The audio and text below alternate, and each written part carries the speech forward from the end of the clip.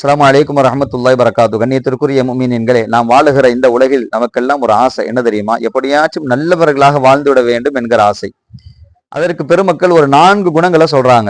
குறிப்பாக ஃபுதைல் இப்னு இயாத் ரஹ்மத்துல்லாஹி அலைஹி அவரிடத்துல கேட்கப்பட்டுச்சான், ஒரு மனிதர் நல்லவரா வாழ முடியுமா, அதுக்கு என்ன செய்யணும் என்று கேட்கிற போது அவங்க சொன்னாங்களா, ஒரு 4 குணங்கள் இருக்கு, யார் அதனை தன்னுள் உருவாக்கி கொள்கிறார்களோ அவர்கள் நல்லவர்களாக வாழ முடியும் என்று சொன்னாங்களாம். முதலாவது, நல்ல எண்ணங்களை அதை தூய்மையானதாக ஆக்கி கொள்ள வேண்டும். பிறர் குறித்து எந்த விதமான எண்ணத்தையும் நம்முடைய உள்ளத்துல போட்டுக்கொள்ள கூடாது. 2வது சொல்றாங்க, இறையச்சம் சார்ந்த அந்த பயத்தை உணர்வை உள்ளத்திலே அவர் முழுமையாக்கி கொள்ள வேண்டும். அடுத்து 3வது சொல்றாங்க, நாவிலிருந்து வருகிற வார்த்தை உண்மையானதாக தூய்மையானதாக ஆக்கி கொள்ள வேண்டும்.